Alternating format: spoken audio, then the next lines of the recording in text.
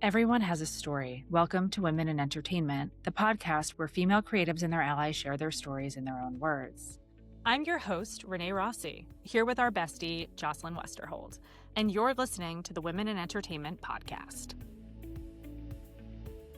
Today, we have an in-depth roundtable discussion with some of the most iconic costume designers in the field. Amy Parris from Stranger Things, Marylin Fitoussi from Emily in Paris, and Lyn Paolo, whose work includes The Pit, Bridgerton, Scandal, and so many others. Thanks so much for tuning in. Let's get started.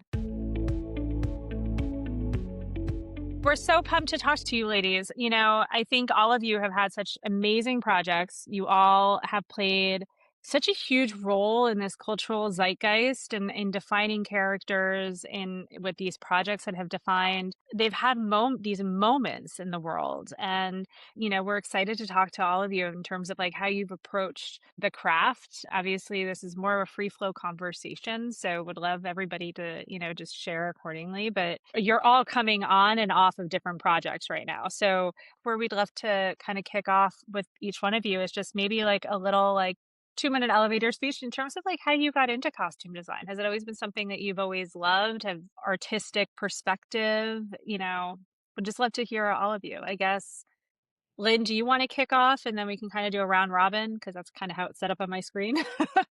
I was going to defer to the lovely Amy because I think she's Sure. brilliant. But anyway, I don't know, Amy, because when I met you, I don't know if we talked about it, but unlike most costume designers, this was not my intended career. I didn't really know what I wanted to do, and I moved to the States with my husband, and realized that my 5-year degree in education and child psychology wasn't going to help me at all here in terms of teaching or being a lecturer. So I pivoted because Pat was in the film industry, and it was like late 80s, early 90s, and being a Brit fell into the music video world as a production assistant, and just basically worked my way up and thought, wow, I'm kind of interested in costumes. And that's how my career started, which is just not the usual way, I don't think, although it might be. Although most of my friends went to uni or college here for costume design. I always felt slightly inadequate in that way. So I sort of learned on the job, which I actually really feel is sort of one of the best ways to learn anyway in the end, because even what you learn in college isn't necessarily that useful in the end. I've heard from many of my friends and others in the industry. So that was my story. That's how I started. That's great. Thank you. Marylin, do you want to? Yes, let's hear your beginnings.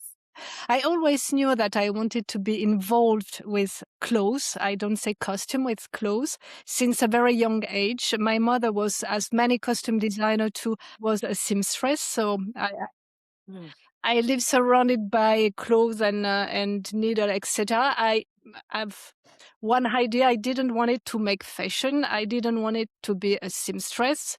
And it's by chance, one day in France at this time, in beginning of the 70s, we had at the television a show, the Moulin Rouge, or the Lido, where you have this creature with feather, almost naked, but with big earrings, feather, glitters, sequins, etc. So I wanted to be part of this life. At this time, we didn't have internet. We didn't have access in my little town. I didn't know that you can do that. You can do this job for a living. I moved to Paris. I graduated. I moved to Paris. I studied textile design, and it was not my career because I really wanted to have the big earrings, feather, and the craziness. And it's one day, one night exactly at the Bain Douche, who was a very famous nightclub. It's the same that Studio 54 for you. I met a costume designer, Sylvie de Segonzac, who was specialized in 18th century movies. And we had a crush, and she took me under a wing. And it's exactly this way that I discovered that we can make that for a living. And since then, up and down in career, nobody trusted you at the beginning, and because you have faith in what you are doing or believing, and you make your way, your own way. Amazing. Voila. That's I love that. Happy and funny and story. And That Amy, was to you. kismet too. Now I that you're love that. back. Yeah. Oh, yeah, sorry. I don't know why it kicked me off. I feel lucky to have grown up in Southern California. And so I was always sort of adjacent to Hollywood, but originally it was like on my mind to like maybe work in TV film, but it wasn't until like I think I was about 12 when my grandma got me my first sewing machine and she taught me how to sew. And I was always kind of pretty petite in school. So I'd have to like adjust my clothes to fit me. And I liked sewing, but I didn't necessarily want to be a seamstress forever. But it wasn't until I started in college, I went under a costume concentration at CSULB Long Beach, which was just up the road from where I grew up in Murrieta, California. And it was when I graduated high school, I could either go to San Diego or go to Long Beach. And I felt like, why go further from Hollywood if that's where I think I want to be? So I went to Long Beach and did that went through the humanities, health and human services, and I double majored in design and merchandising. We put on fashion shows and I was like, this is great, but I knew I didn't want to be doing fashion specifically because it's told to us. Everything is predicted, right? Every color is a choice by a group of people. And I was like, I don't want to follow those rules. I want to tell a story, through costumes. And so I remember going to a FITM exhibit, which is a school that is now like ASU FITM here in Los Angeles. And they had costumes on display. And I thought, this is so cool. And so I started telling my friends I wanted to do that. I got an indie project and I looked up where do you rent costumes and I found out about Western Costume. I'm not kidding you. I walked into Western Costume, this old dusty warehouse, dark and dank. And I got in there and I went, oh my God, this is what I'm going to do with the rest of my life. I instantly knew that was my That's career. amazing. It was like I a love light that. bulb just went off. And then just kind of kept working, non-union projects and small indie things as I started to meet people.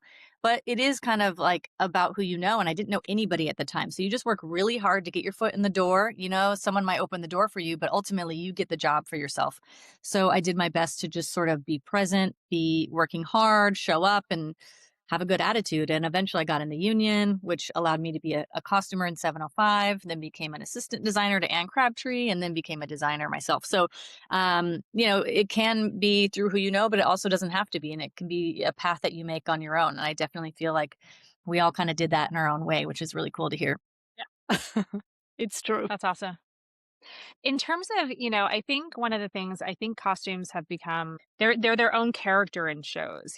When you were coming up, what was the moment that you were given that responsibility where you were nervous? Like what does that process look like? Like I'm coming from a place where like this is not my ballywick, obviously, but like when did that responsibility fall on you where you knew you had to make it and you decided on this is the character that defined you, or was your first character that you designed coming out of the gate that you felt a little magic?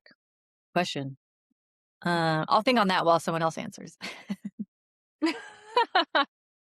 I started my career in Paris, doing very Yeah. period movie or contemporary movie because in the right way, and I was really bored, and I was happy to do this job because I find that very rewarding, I was very enthusiastic to learn every day that it's also something very important. So I was learning a lot of period, but it was not completely my thing.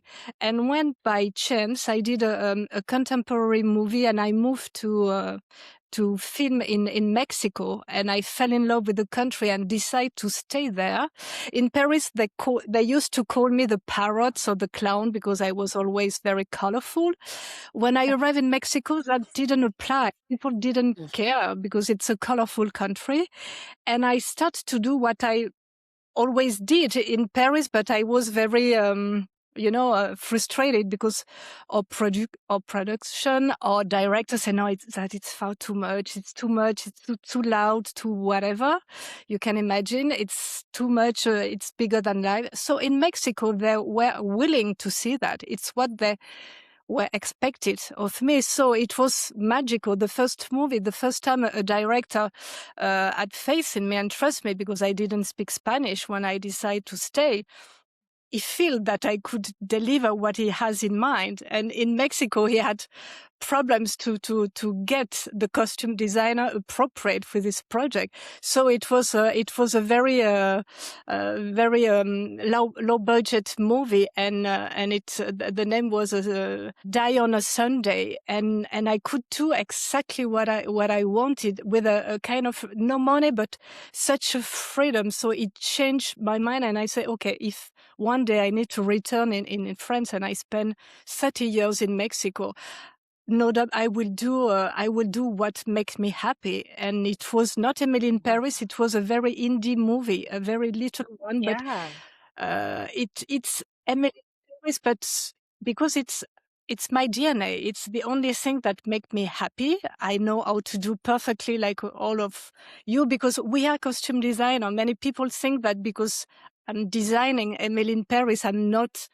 able to design something soft and something subtle or something very period, because I don't know why in the mind of people we need to stick and to stay in a little box with a style. But it's true that designing loud, eclectic, and very colorful and printed, it's what makes me feel happy. And that was because Mexico allowed me, and people in Mexico were much more open-minded than the Parisian, and they still are. And still Parisian are really indeed, I can't say it to you.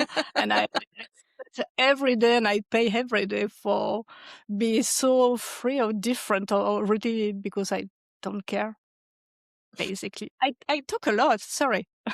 Okay. No, it's great. No, it's so interesting. And now you're doing Emily in Paris, and you get to design. It's like the outfits and the costumes are just so incredible, and they're colorful and they're textured, and you get to play with that. So it comes it's full circle.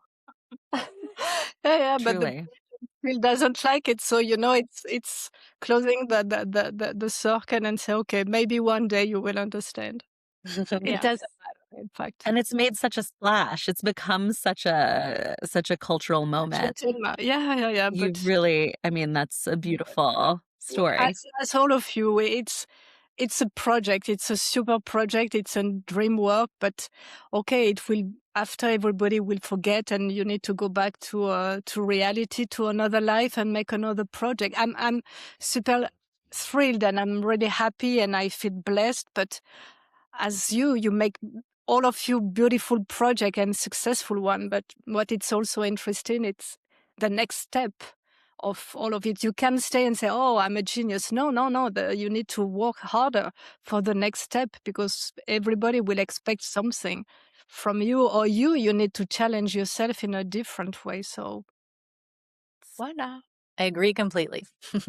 I'd love to talk a little bit about process. One of the things that has always kind of confounded me is this idea of how you're able to marry historical accuracy, character psychology, modern cultural moments and movements, and how you approach that when you're given a new script. Like, I'm curious kind of where you start developing a look and a feel for a show. Is that done in collaboration with the director and the creative team? Are you kind of given carte blanche to come up with something for them? Lyn, do you want to take that first? Sure. And then I'd also like to answer the previous question, if you Oh, you don't mind. please. Only because I think it speaks to what Marylin is saying, and that is, like Amy, I didn't know anybody in our business, and really struggled for many, many years just to get a foot in the door. And then all of a sudden, a couple of producers, Lyn Latham and Bernie Lakowick, I met with them, and I had such hubris at that age. I was like 23, 24, whatever. And they had a little period piece, and I had never done a period show. I'd done a bunch of music videos that had period elements, and it was called Homefront. And I said to them, well, I'm just starting out in the business, but I really want to win an Emmy. And I think this is something that could help me on that track. And they didn't know me, and I was just some kid that had no experience, and they took a chance on me. And there was such an element of the word magic that Marylin, there was there was real magic to that they heard me and thought I had the work ethic and maybe a little talent and gave me the opportunity. And when I walked on the set the first time and saw everyone in their 1940s costumes, just, Kyle Chandler was his very first job. Wow. And all these people are now super famous actors. And that for me was the magic moment where I thought, yeah, this is it. This is what I want to do. I want to create these new worlds and feel that you get such a tingle when you walk on set and everyone turns to you and they think, oh, wow, no, I feel like I'm in, 1945, Ohio, America. So I think for me, that was my magic moment where I knew I was doing the right thing. What about you, Amy? What was yours? To the first question or the second one?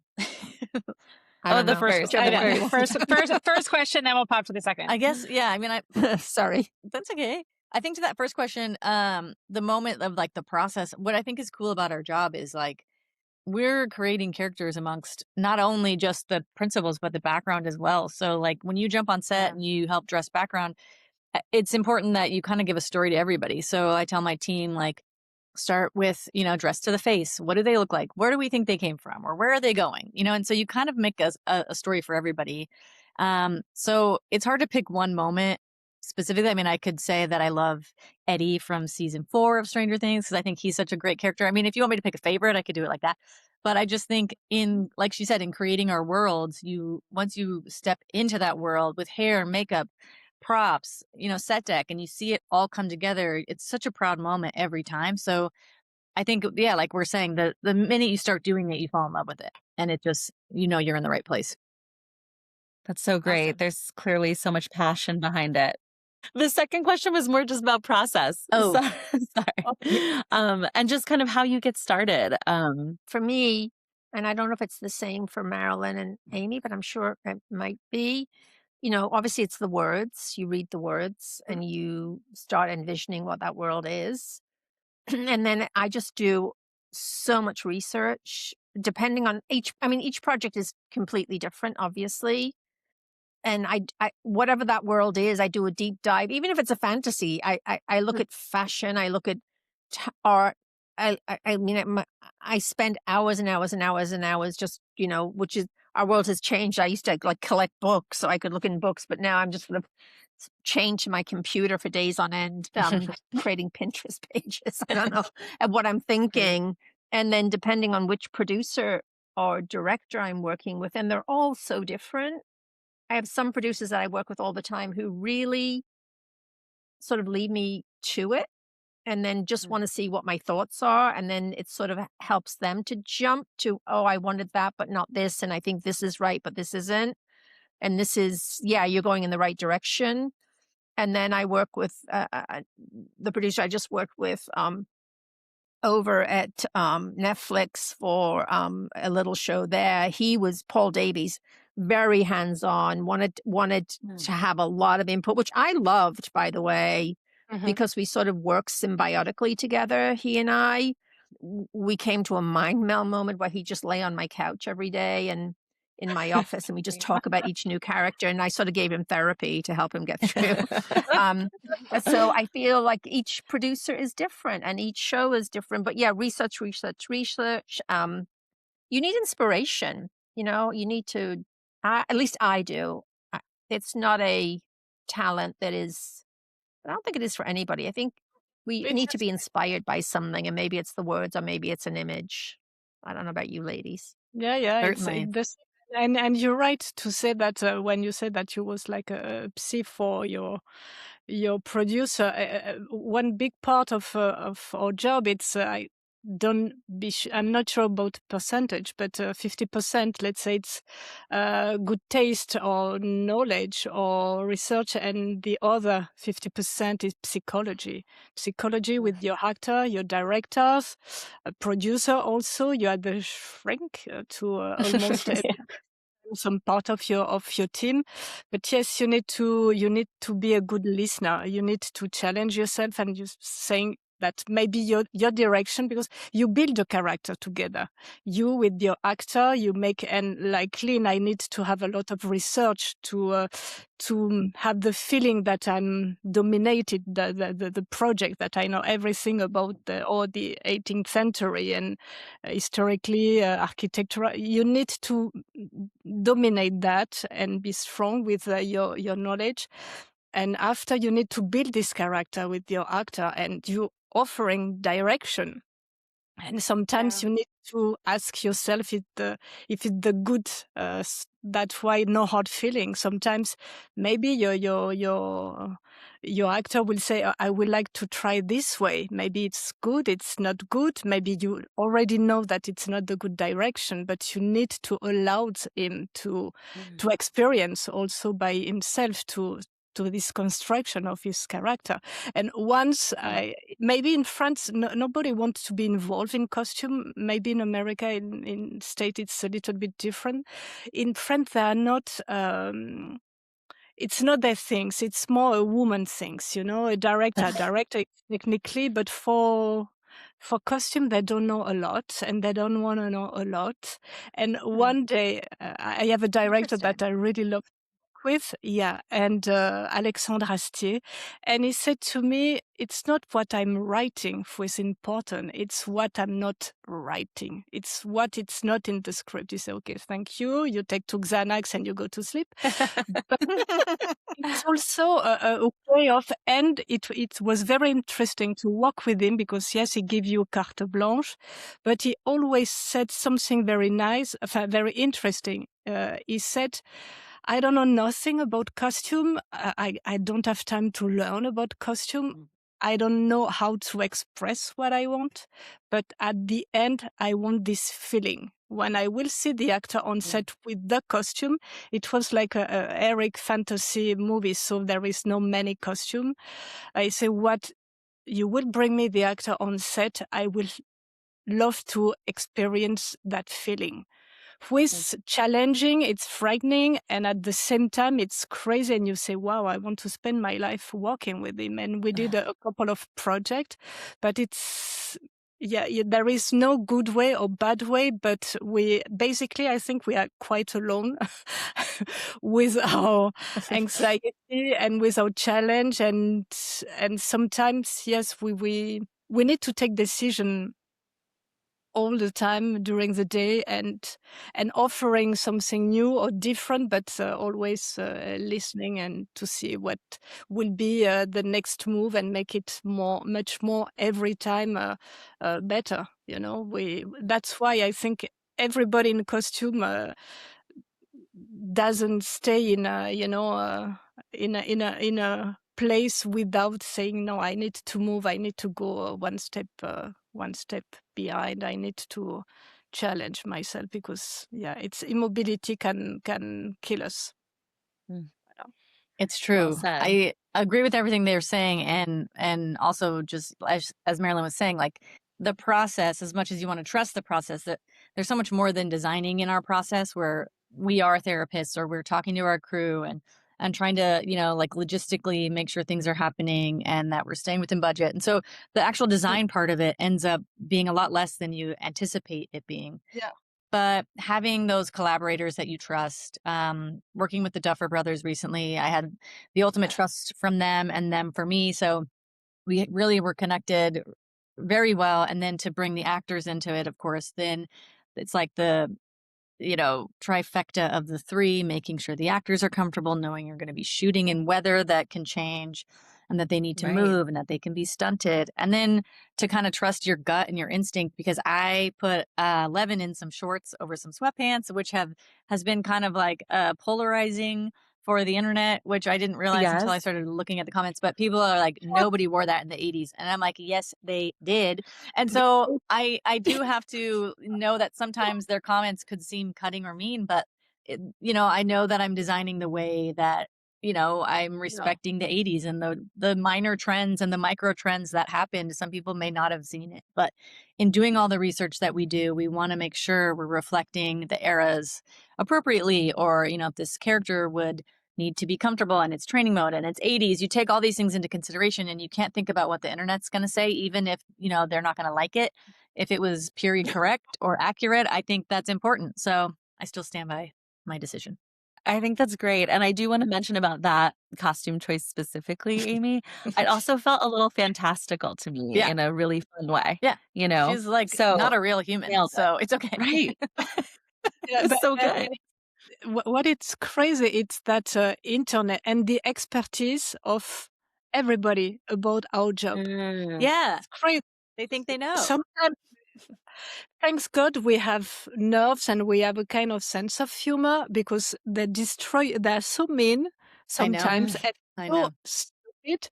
It's like we know why did she wear that at the office of this color? It's not respectful, blah, blah, blah. Oh. They make theories, make crazy theories. So sometimes when I saw these people doesn't have anything else to do.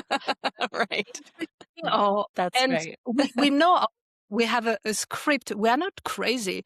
You, me, we are not throwing clothes on people Right. just that beautiful, ugly, or whatever. We are not saying, oh, yeah, put whatever you... No, if it's beautiful or ugly or awkward, it has a meaning. On it has purpose. Yeah. So after, why did she style that way? Like, what? Please, it's our job. We are a thoughtful woman. We are kind of smart in our job. We are thinking. We have an actor. It's a dialogue. Do you think we can throw everything on actor and he will say, okay, I'm feeling ugly and uncomfortable, but I'm going to wear it? No. Right. So expertise or what is the expertise? What is the point of all of those comments? I can take a comment from Amy, from Lyn, because we can discuss, my director or my actor asked me that and I'm not totally agree, but I was obliged because sometimes we're obliged because we need to shoot and there is some facial drama, but generally it's a thankful project, no? So process. So I think you're right, Marylin, because sometimes I'm watching, even I watch someone else's work or my crew watch someone else's work and they'll say something and I say, well, you weren't there. You don't know. The director may have asked for that. It's maybe a character point. We're all fallible. And, I try really hard, and Amy, you should stop reading what people say. I try hard not to listen to all of that noise. Particularly for instance, on something like Queen Charlotte, which was a fantasy, not a period piece. Except it gets put, the networks put it into period piece when it comes up for awards. But so there was an awful lot of noise about that, and there was an awful lot of noise about the original Bridgerton, which I wasn't involved with. And I felt badly at the time because it's a fantasy. It is not they were never trying to create an exact replica of Regency England, obviously. And so there was so much noise directed at the designer and her crew, and I felt it was so unfair, because that's not what they were doing. They were creating a world, and so for you, Amy, it doesn't matter if someone did or didn't. It's your world. It's your fantasy. It's not real. Yeah. There's no upside down that we know of. And I think you did a remarkable job. And you should I think we all have to take those armchair professionals and just sort of put them in a corner sometimes. Or if you think it's justified, I've heard people on the internet sometimes early on in my career where I've gone, I feel that's kind of justified. Maybe that's a note I need to take for myself because I want to learn all the time. Yeah. But I thought it looked great. That's all I'm going to say to you, madam. I loved what you did. You did an amazing job and it looked fantastic. I just say for the process, you got to just stick to your guns. That's part of the process answer. Know your art and stick with what you works. And that show, you did such a remarkable job on that show. Oh gosh, thank you. It's brilliant. I'm trying to formulate the question as I'm thinking it through, but when you're talking about your process, like like Lyn, on something like a Scandal, right? Like do you look at that as, because you can bring in pieces that are super timely and say, I'm going to go to Prada today because that's what, Olivia Pope's going to wear, or Amy, you kind of have the 80s like mapped out. Marylin, you're kind of the same with Emily in Paris, but when you start looking at other parts of it, when you're looking at more nostalgia or you're looking at something period piece wise, how do you approach those two differently? Because you're not really, if you're looking at something like Queen Charlotte or you're looking at something like Stranger Things, you're creating a lot of the pieces too. Is that like, do you look at the whole season, especially with extras, and you look at the background, because it is a character within it? Do you look at it as an entire arc, or do you look at it as something where it's like, okay, I'm thinking this for this week because it's more episodic, right? Versus part of a larger narrative, even though all of it is. But, when you're looking at the writing, how do you map your process in that way? I just, can I say that again, and I hate to say it again, but I find that every show is different, and that Yeah. for me, and that yes, a period show where you're creating all the costumes from scratch, which we had to for Queen Charlotte, because that particular period, the Georgian period, is not something you can rent. We had to make everything, shoes, everything, Wow. underwear, jewelry, everything. Is one thing. Scandal was a different sort of exercise in that, Kerry's so amazing to dress, but not an easy person to dress. She's small, she's tiny. So there was a lot of, I can't even tell you how many pins were in her jackets, but and then another show like The Residence, the one I just did, was completely different because we had the issue that we had these amazing sets, but when you go to the West Wing and The Residence at the White House, although now we have a ballroom apparently, each room is a different color. So it was like Clue, and all these people were moving through this space, and there was a red room, a green room, a blue room, a yellow room, everything. So right away from the very beginning of that show, there were so many colors that were taken out of my crayon box. I couldn't use those colors. So then what do you do for the 450 background artists? So then I said to my producer, Paul, I think we should put everyone in metallics. They should be in, that way we don't get into any trouble. But that show was so more difficult than you might imagine watching it, because the space caused issues for the costume department, in that those colors were just completely off the board. So I think every single show, certainly, I don't know if Marylin and Amy agree, but each show brings its joys and its challenges, and each one is a different sort of puzzle to figure out. And then, I love doing a period piece because you can just make everything, and then that's fantastic. But you're not at the whims and vagaries of fashion. But then on another element, I love fashion. So there's nothing wrong with that too. I love that too. So I just think it's all a basket of glorious options. Every new show, I started with such joy and excitement. And then by season 2, I'm already looking for my next gig. It's true. Because now I'm bored. So there you go. You do period, you say, I hope the next project will be contemporary. And we are in contemporary. When you are doing 8 hours shopping a day, you say, I hope next project I would go and rent everything at costume, Western costume. Or yes, we're never happy with what we have, or we need to change, because we need to challenge our creativity quite a lot. And to answer your question before, Amy, I really love rental. I don't think I'm so good at the custom made from scratch. I do, but I really loved when I do a period movie, or like the last project was a kind of heroic fantasy.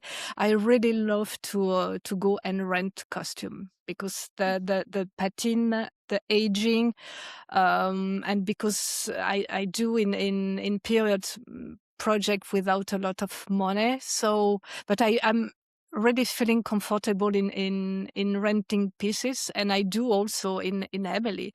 Okay, we can have every brands in the world, but I love the feeling, the sound, the sing me a song, a rental costume, a vintage pieces, sing me a song, much more than a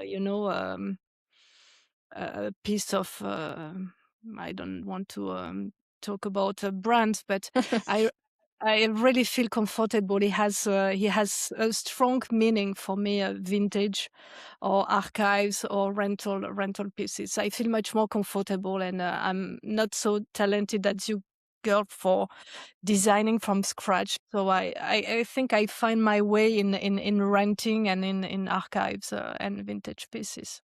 So I think I may have lost the plot a little bit in the question, but I do also agree. It's like really nice to have a palate cleanser in between jobs, and to take on all these other projects. We learn so much, and we go to locations that you'd never think you'd be at, and then you go and research stuff you never knew you wanted to know about. And in doing period stuff, sometimes you can, when you are making it from scratch, you can kind of adjust it just enough, whether it's something like Bridgerton that you adjust so it feels more palatable to an audience, or for some of the 80s stuff, I made, some silhouettes a little smaller just because the 80s was so voluminous at times, or people would be distracted by how big a sleeve or a pant leg could be. So you kind of adjust it accordingly, but you want to stay as true as to the period as you can. So just depends on, what the goal is, the end goal is from like producers and creatives as well.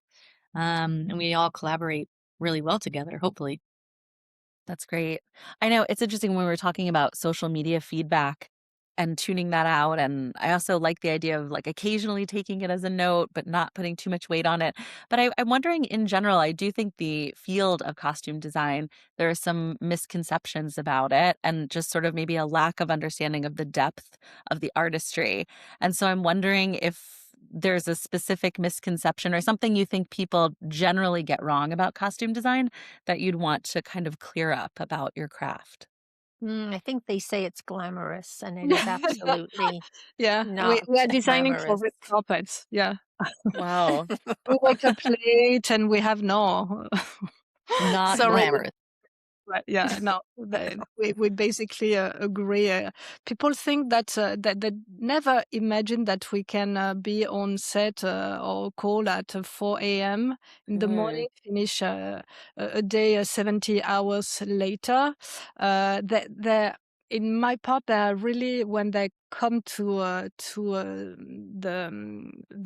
workroom, they are in contemporary or in period movie, they are amazed by the amount, the quantity of clothes that we need to manage. Many times they think that actors come with their own clothes or extras come with their own clothes. Wow. And in Emily in Paris, they think that every brand has sent me the look already styled. That was at the beginning. Yes, they think it's easy going. They think that we have time to do our nails or to decide if we don't want to wake up so early in the morning. We have chance to send an assistant. They never imagine the amount of stress and of skills we need to be good on budget, drive a team, listen to actors, produce, find solution right away, adapt, adjust to a schedule changing, to actors who arrive at 10 p.m. for shooting at 6 a.m.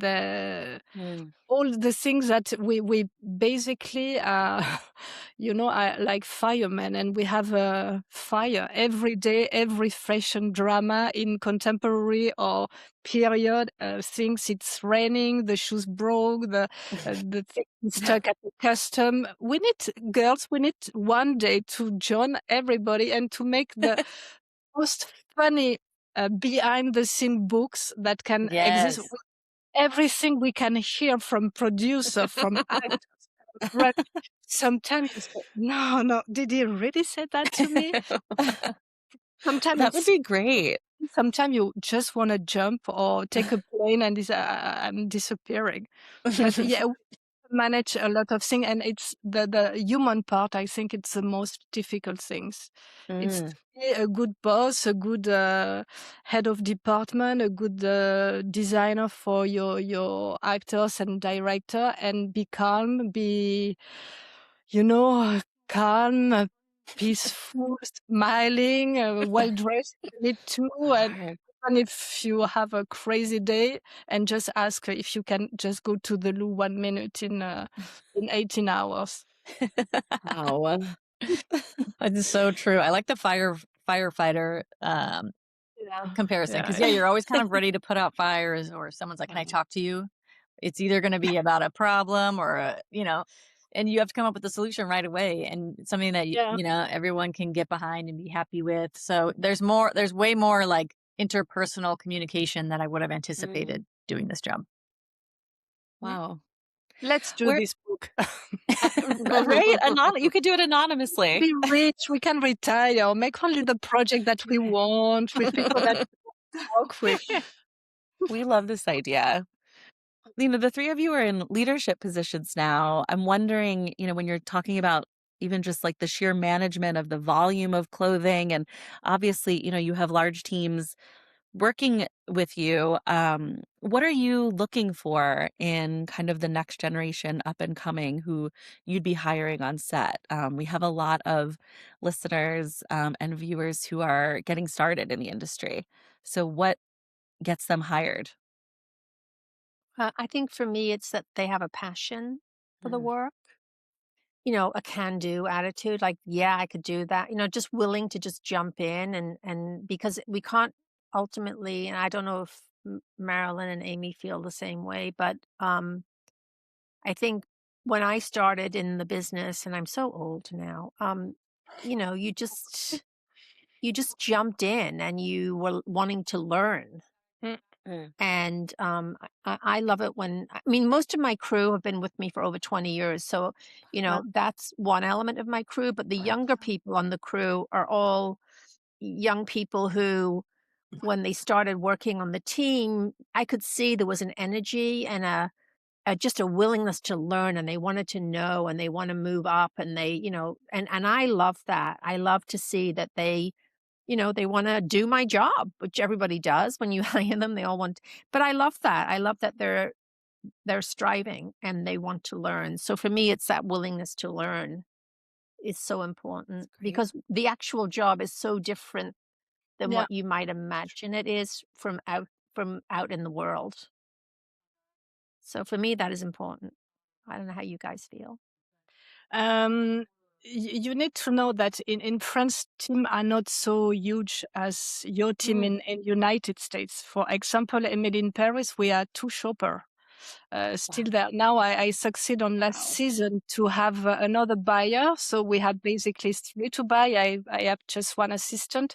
We are a little crew with the people on set, including extra people who are taking care of the extra. We are 13 with not big, with not a big crew compared to United States. So, as Lyn said, we need to have people passionate. And when I saw an intern or someone who wants to collaborate with us and who asked me, the first question is, at what time will I be done tonight?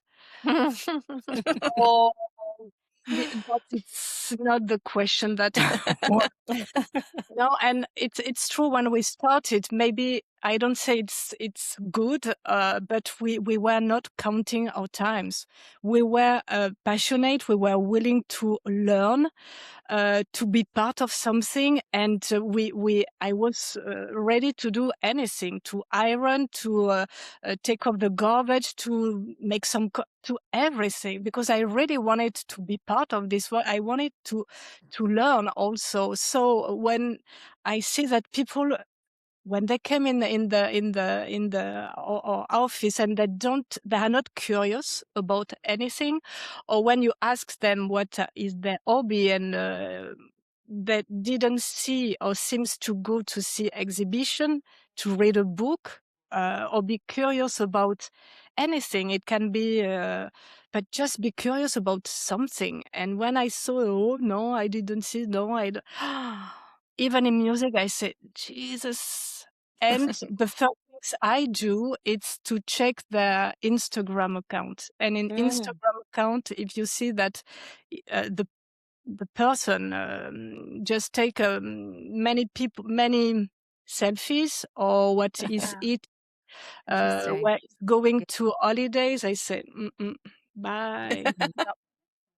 Curiosity is key. That makes a lot of sense. Yes, Yeah, and we're all about passion it.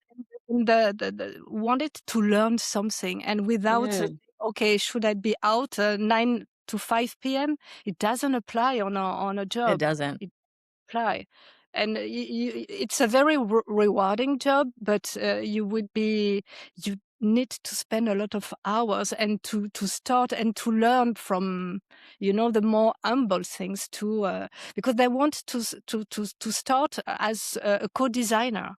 Many people say, "Oh, when are we going to sit together and to design together?" I say that it's it's a slow process. It's good to have ambition, but you need to learn always. Or do or shopping, or do a fitting, or prepare a room for a fitting, just all these things. Because when you have all this experience, when your team, and Lyn, I'm fascinated that your team is with you since 20 years. It's beautiful.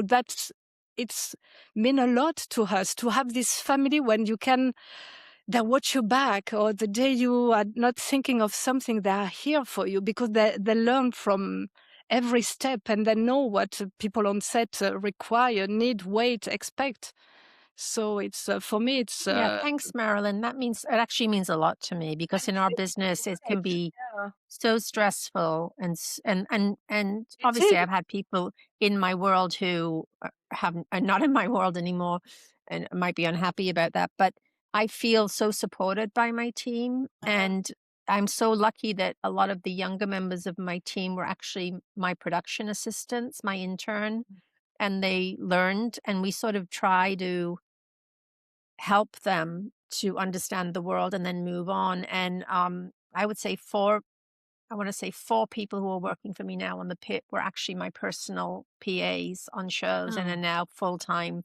And I think for me, that feels an important thing to help this next generation, and hopefully teach them as best we can how to survive in this world, and how to excel in the world, and also represent us well with producers. Because sometimes you hear those stories that some poor costume designer who's brand new in the business hasn't done well on a specific show, and I think that's so sad, because no one was there to help. And I think that's also part of who I feel I need to be, is to help the next generation of costume designers to excel. I think it's sort of an important thing. Yeah, you're a great boss. You are a great mentor. I'm sure you are. I do try. Some people may not think so, but I do try. It's like the army. We are, it's army. We need to have a lot of discipline. It's hierarchy. It can be chaotic, or the set it's chaotic. The requests are chaotic, but you need to have discipline, hierarchy, and go and learn, and yes, represent, and smiling people who talk nice to each other. My team, every time I have people producer congratulate me on the team, because they work together, one for the other one. They're smiling. They talk well to everybody, on the phone, on set. You need to have that, because it's your image, and it's what you are, hiring. The people represent you on set. So, Lyn, you're completely right on that. It's, they are what we are. So and I genuinely want them to be happy. I genuinely want my crew to feel fulfilled and happy. And if that means that they also at some point they need to leave, they want to leave, and I always say, you're always going to be part of the family. Good for you that you've got another project, and go with God. And so many of some of my crew have moved on, and they do their own shows now, and they're very successful. So it's hard to see them go. But, that's the point, I Right. think, of helping. It's part of your mentorship. You are here to help them to fly and take some people under your wing for make them a better designer with all your experience. Yeah, and represent us, because I think that is so important. I don't, Amy, that is important, isn't it? That our community is embraced, but also respected by producers. Certainly. And I do think a positive attitude makes all the difference. Sorry, my computer did something weird. It makes a difference when you show up and are unhappy or tired. I mean, obviously we're going to be tired, but a smile and a positive attitude goes a long way. And sometimes there is a moment where a crew member might realize this isn't for them, and that's okay. If they move on and maybe find they're better suited in like a different trade or maybe some other version of this that's not like working really long hours, that's okay too. So I think there's nothing wrong with like trying it out. And if you realize it's not for you, instead of sticking around and being bitter, it's better to kind of just move on, because there's going to be other people who are a little bit happier to take your place. And so if you've decided it's too much, that's okay. There's other jobs, but it really does take a commitment, and it's a lot of hours. And I think anyone who's ever like asked anyone who's done this job, they'll know that, like I had a thing like in college where I had to contact designers and kind of tell me about your job. And they all said, it's a lot of work. It's a lot of hours. Be prepared. So what we're saying is absolutely true. Let's write the book. Yeah. Going back to something, Lyn, you said at the top, was just in terms of research. You have so much at your fingertips. Like, how has technology changed what, the craft for you all, in terms of whether it's sketching, whether it's research? How has that changed, your job, and how, and how has it, changed kind of like how film and television has changed? I think it's been good and bad.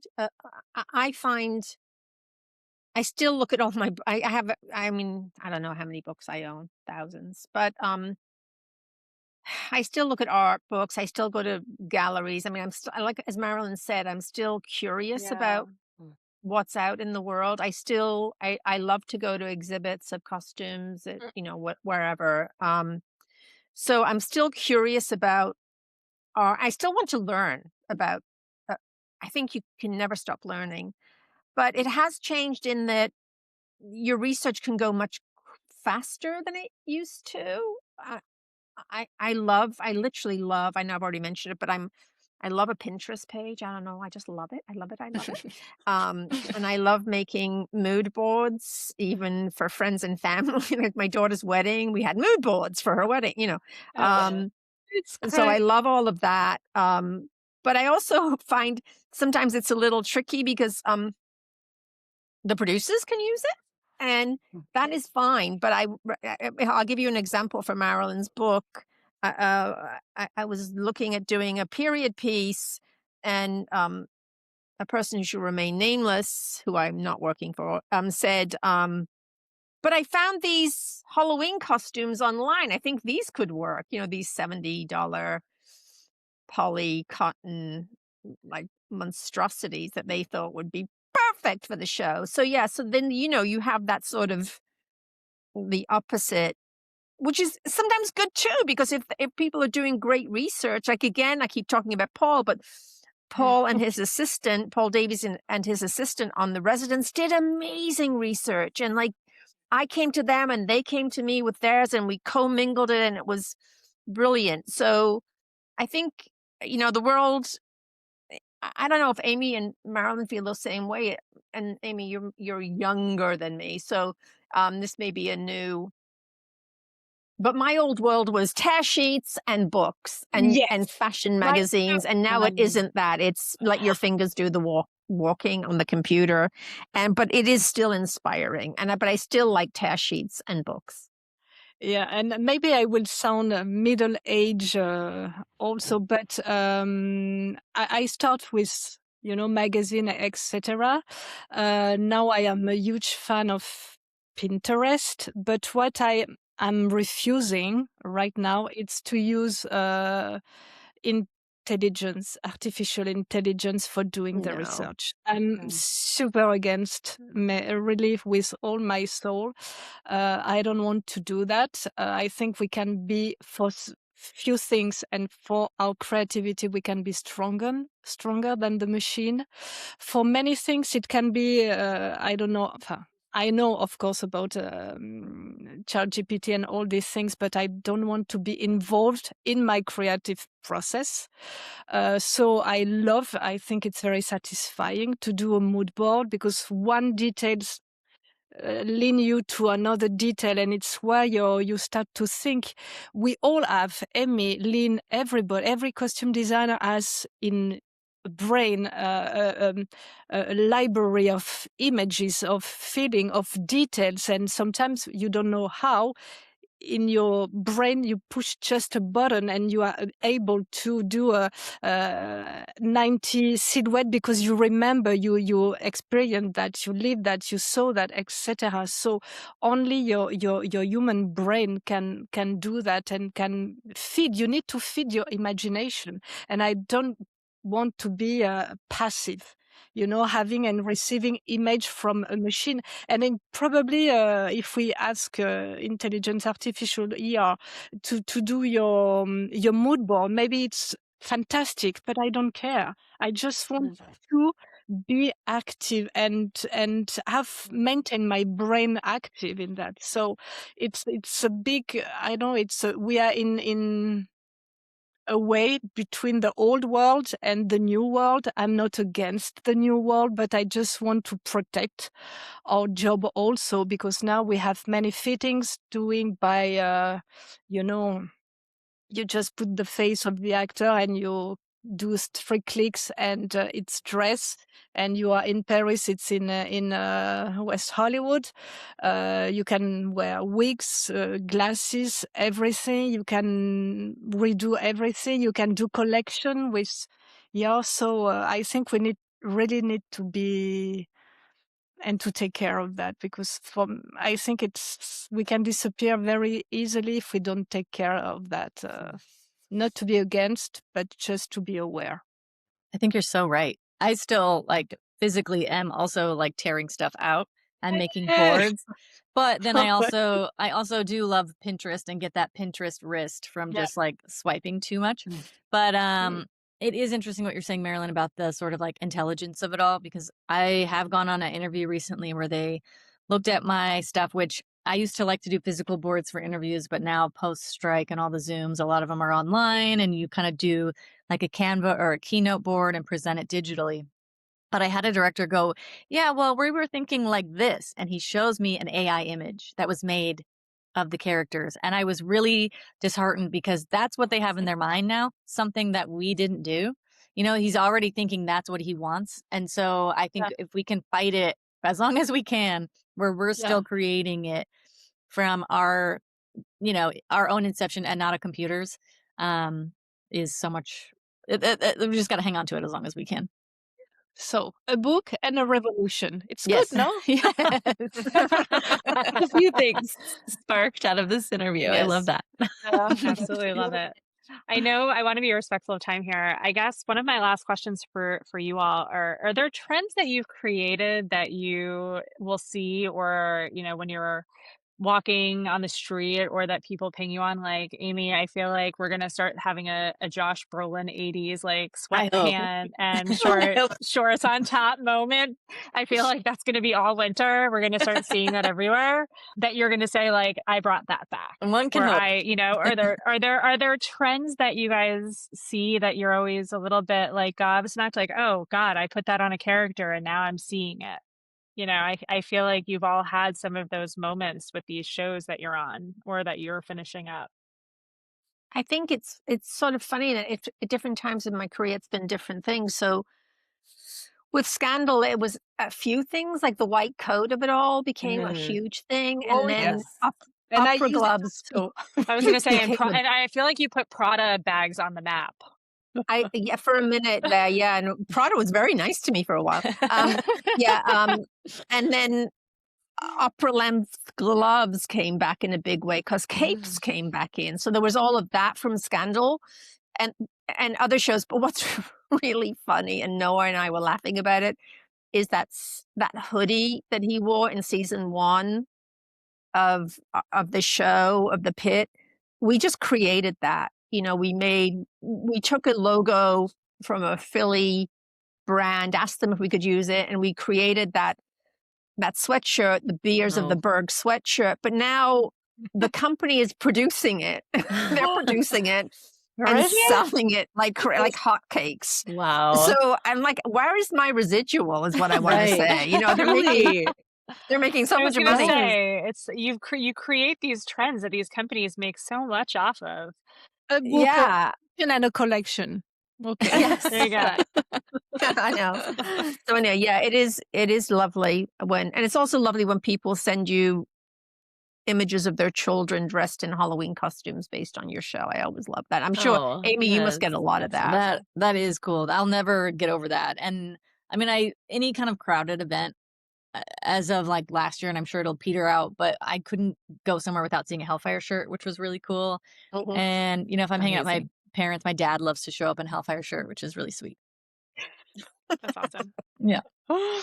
Yes, and for me, it's very nice and funny to see in Paris all the tourists, mostly American or Latin tourists, wearing the red beret. That for friends in the shade that never will forgive me for that. Yeah. That was the red beret was a big issue. It was too cliche. They hated it. Parisian hated it. But yes, to see all these women, the tourists in all the Parisian monuments with the red beret, it's very very nice and funny for me. And yes, it's nice also to see all the fans sending you sketches or copying. They make the same outfit or they try to look like. It's a community, and Lyn and Amy experience that. It's not for the fame, it's just that you are connected. What you were styling, creating, thinking are in connection with many people all around the world. And it's like talking the same language and connected with people that you don't know.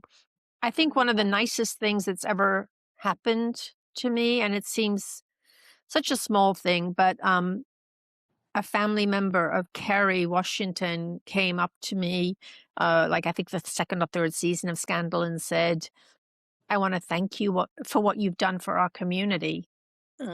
Meaning that here was an African American lady. It wasn't my doing; it was Shonda Rhimes' doing, but that she was number 1 on the call sheet, but also that she was revered by so many people in the country and also portrayed as a super smart but also super fashionable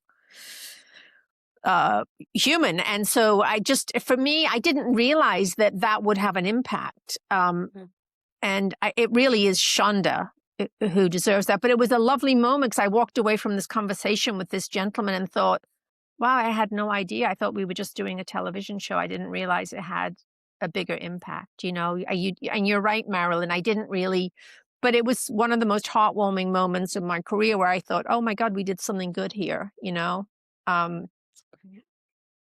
Yeah, it was really a lovely moment. That's amazing. Ladies, it has been such a pleasure to talk with you, and we wish you guys all the best and continue to create all these amazing, amazing characters and costumes and in these worlds that we love to live in. Thank you. Thank you. And ladies, let's get together and have cocktails when you're both in LA. Let me know. Thank you for listening. We hope you'll join us at womenandentertainment.com and go to our Substack for extended interviews and behind-the-scenes access.